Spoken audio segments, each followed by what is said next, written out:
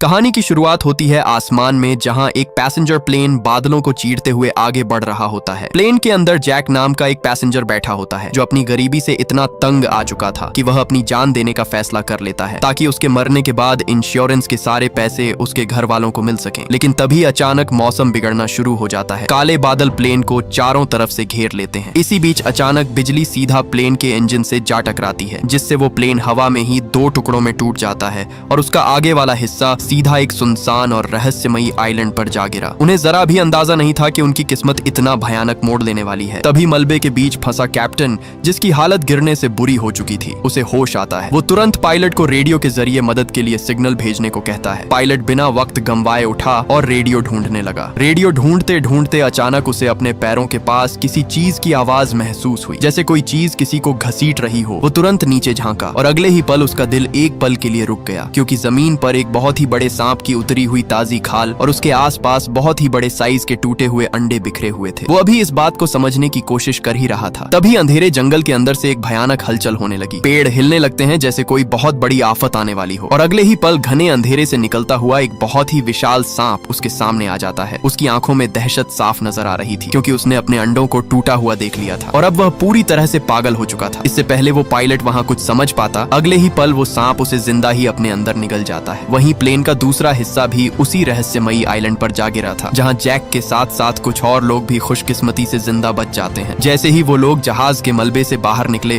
तब उनके रोंगटे खड़े हो गए, क्योंकि जिस आइलैंड पर वो गिरे हैं वो कोई आम आइलैंड नहीं था। यहाँ के सब पेड़ पौधे अजीब और डरावने थे, जो उन सब लोगों को देखकर जिंदा हरकत में आ जाते हैं। ये देखकर उन्हें वहाँ कुछ भी समझ नहीं आता। वो वहाँ से बाहर निकलने का फैसला करते हैं। इसी दौरान जैक को एक लड़की दिखाई दी, जिसका दोस्त जहाज के मलबे में फंसा हुआ था। वो लड़की उसे बाहर निकालने में लगी थी। ऊपर एक लोहे का टुकड़ा उनके ऊपर गिरने ही वाला था। तभी मौके पर जैक भागता हुआ आकर उनकी जान बचा लेता है। वहाँ बचे सब लोग रेस्क्यू टीम से मदद मांगने की कोशिश करते हैं, लेकिन उनकी ये कोशिश बेकार जाती है, क्योंकि उस रहस्यमयी जंगल में सिग्नल का नामो निशान तक न था, जिसे देखकर सब लोगों के अंदर डर बैठ जाता है। अब उन्हें लगा कि उनकी मौत यहाँ पक्की है। इसी दौरान एक आदमी टिम आता है। वो उन सब से कहता है कि अगर वो सब यहाँ रुके रहे तो उनकी जान नहीं बच पाएगी, क्योंकि ये विशाल पेड़ पौधे हमें कभी भी मार सकते हैं। हमें किसी भी तरह करके प्लेन का अगले वाला हिस्सा ढूंढना होगा, ताकि हम रेडियो से रेस्क्यू टीम को यहाँ बुला सकें। तभी उस आदमी ने खाने के लिए एक फल उठाया। जैसे ही वो उस फल को खाने लगा, अचानक वो फल एक बॉम्ब की तरह फट गया। उस फल के अंदर से निकला हुआ जहरीला एसिड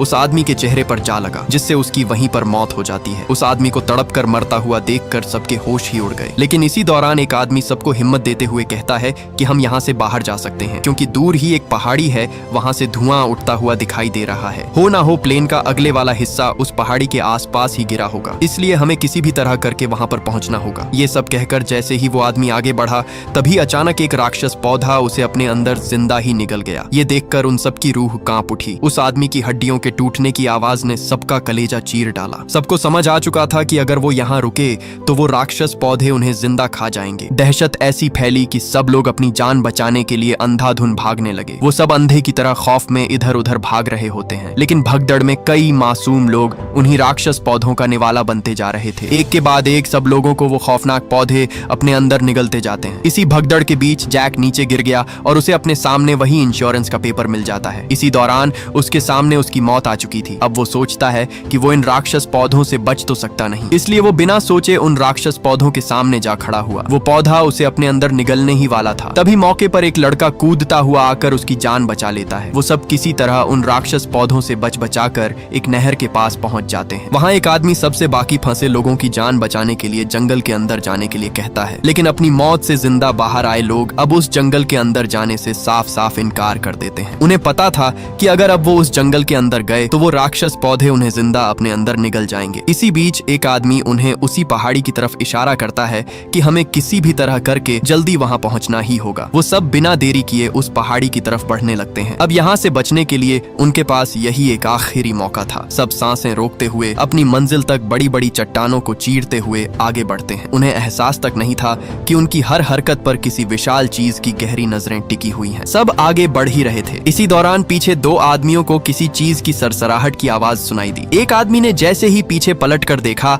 अचानक किसी चीज ने हमला करके उसे एक ही झटके में गायब कर दिया। दूसरे आदमी ने जब उसे वहां से गायब देखा, तब वो दौड़ता हुआ बाकी साथियों को बताने लगा, लेकिन किसी को भी उसकी बात पर यकीन नहीं हो रहा था। इसी बीच एक आदमी कहने लगा कि मैं जानता हूँ वो आदमी कहाँ है, लेकिन इससे पहले वो बता पाता तभी अचानक उसी चीज ने उस पर झपट्टा मारा और घसीटते हुए सीधा उसे अपने अंदर निगल गई। तब हमें पता चलता है कि जो सबको अपने अंदर निगलती जा रही थी वो कोई और नहीं बल्कि एक बहुत ही बड़ी लिजर्ड थी, जिसे देखकर सबके वहाँ रोंगटे खड़े हो गए। वो मॉन्स्टर उन पर हमला करती है, लेकिन सब जैसे तैसे करके अपनी जान बचाकर वहाँ से उल्टे पैर भागने लगते हैं। लेकिन अब वो सब पूरी तरह फंस चुके थे, क्योंकि वो सारा इलाका ही उन मॉन्स्टर लिजर्ड का था। वहाँ 2-3 लिजर्ड नहीं बल्कि उनका पूरा का पूरा झुंड था। वो सब भाग ही रहे थे। तभी पीछे से उसी लिजर्ड ने एक लड़की पर हमला कर दिया और उसे अपने अंदर खींचने लगा। इससे पहले कि वो उसे निगलता, मौके पर जैक ने उसे कसकर पकड़ लिया और किसी तरह करके उस मॉन्स्टर के मुंह में जाने से बचा लिया। लेकिन इसी बीच वो मॉन्स्टर उस पर टूट पड़ा और उसे दबोच लिया। वो मॉन्स्टर उसे अपने अंदर निगलने की कोशिश कर ही रहा था, तभी ऊपर से दूसरा साथी भी आ टपका। अब एक नहीं 2-2 मॉन्स्टर उसे अपने अंदर निगलने लगे। लेकिन इससे पहले कि वो उसे निगलते, अचानक ऊपर से एक मोटा आदमी कूदता हुआ उसके ऊपर आ गिरा। खुशकिस्मती से उस मोटे की वजह से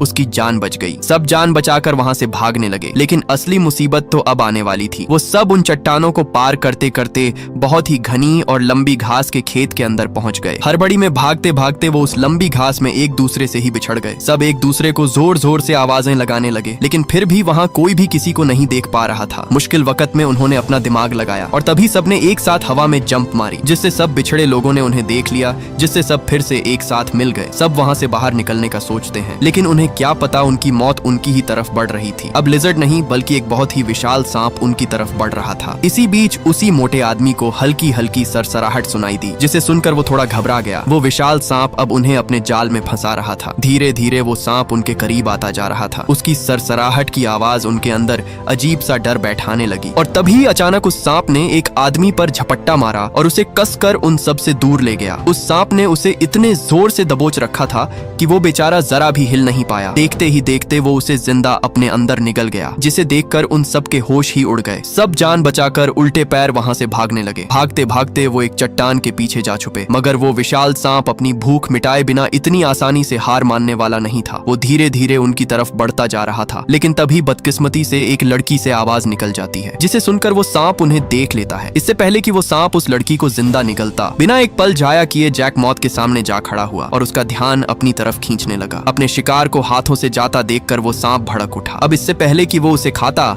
मौके पर उसी मोटे आदमी ने वही जहरीला फल उठाकर सीधा दूसरे फल से जा मारा। जैसे ही वो फल दूसरे फल से टकराया, टकराते ही एक के बाद एक सब फल फटते गए और वो सारा जहरीला लिक्विड निकलकर सीधा उस सांप की खाल पर जा गिरा। लिक्विड इतना जहरीला था कि दर्द की शिद्दत से वो सांप बुरी तरह तड़पने लगा और आखिरकार उस तड़प की वजह से अपनी जान बचाने के लिए उसे वहाँ से दुम दबाकर भागना ही पड़ा। सबको अब तक बाहर निकलने का रास्ता नहीं मिला था। रात का अंधेरा भी हर तरफ फैल चुका था। खौफ और अंधेरी रात में बचे खुचे लोग पनाह लेने के लिए वहीं एक छोटी सी गुफा में छुप गए। गुफा के अंदर घना अंधेरा होने की वजह से एक बूढ़ा आदमी 2 पत्थरों को आपस में रगड़कर आग जलाने की कोशिश करता है, लेकिन उसकी कोशिश बेकार जाती है और आग जलने का नाम ही नहीं लेती। तभी उस आदमी की नजर जैक के गले में लगे लॉकेट पर पड़ती है, इसलिए वो आदमी उससे उसका लॉकेट मांगता है। उस लॉकेट को कई देर तक रगड़ने के बाद आखिरकार उसने आग जला ही ली। आग के गिर्द बैठे बचे खुचे लोग एक दूसरे को सहारा देने लगे, लेकिन सबके अंदर सिर्फ एक ही डर था कि अगर वो बाहर गए तो बाहर घूमते दानव उन्हें जिंदा नहीं छोड़ेंगे। लेकिन सच तो ये था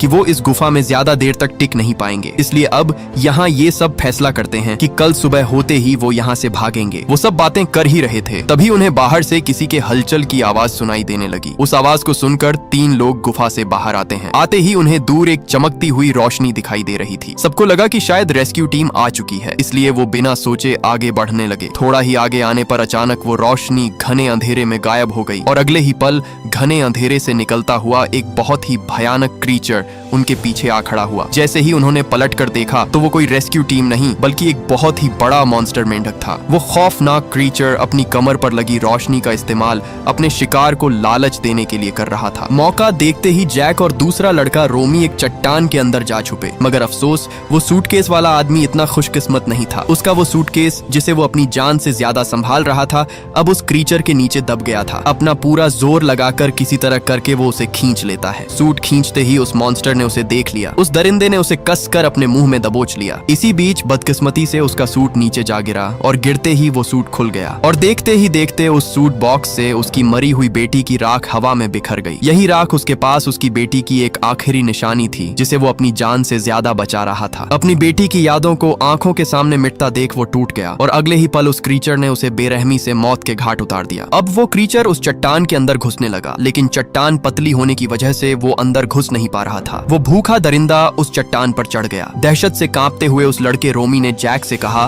कि हम ज्यादा देर यहाँ टिक नहीं पाएंगे, हमें किसी भी तरह करके यहाँ से भागना होगा। रोमी कहता है ठीक 3 गिनने पर हम अलग अलग दिशाओं में भागेंगे। जैसे ही 3 तक गिनती पूरी हुई, जैक ने अपनी पूरी ताकत लगाई और गुफा से बाहर जा निकला। लेकिन उसे नहीं पता था कि उसके साथ एक बड़ा धोखा होने वाला है, क्योंकि रोमी खुद को बचाने के लिए वहीं चट्टान के अंदर छुपा रहा। उसका लालची प्लान था कि क्रीचर जैक का पीछा करे और वो अपनी जान बचाकर वहां से भाग सके। जैक जैसे ही वहां से आगे भाग रहा था, पीछे से वो क्रीचर बहुत बड़ी जंप लगाकर उसके आगे जा खड़ा हुआ। बेचारा जैक अपनी मौत के बीच बुरी तरह फंस चुका था। वो क्रीचर ठीक उसके सामने था। उस क्रीचर ने उसे अपने अंदर निगलने के लिए एक बहुत ही बड़ी जंप लगाई, लेकिन इससे पहले कि वो उसे अपने अंदर निगलता, तभी अचानक पीछे से एक विशाल सांप उसे अपने अंदर जिंदा निगल गया। उधर रोमी अपनी जान बचाकर वापस गुफा की तरफ भाग निकला। वहां पहुंचते ही उसने सब लोगों से साफ झूठ बोल दिया कि क्रिएचर ने जैक के टुकड़े टुकड़े कर दिए। ये खबर सुनते ही गुफा में सब लोगों की रूह कांप उठी और सब डर से चीखने चिल्लाने लगे, क्योंकि अब उन्हें लगा कि उनकी जान बचना मुश्किल है। तभी सबको वहां पत्थरों की सरसराहट सुनाई देने लगी। सब जान बचाने के लिए पत्थर के नीचे छिप गए। सबकी नजरें बाहर अपनी आने वाली नई मौत पर थीं। लेकिन तभी अंधेरे को चीरते हुए जैक जिंदा सलामत भागता हुआ आया। उसके हाथ में उस बदकिस्मत बाप का वही टूटा हुआ सूटकेस था जो उसके पास उसकी बेटी की बस यही एक आखिरी निशानी बची थी। अगली सुबह दहशत से कांपते हुए सब लोगों ने उस सूटकेस को जमीन में गाड़ दिया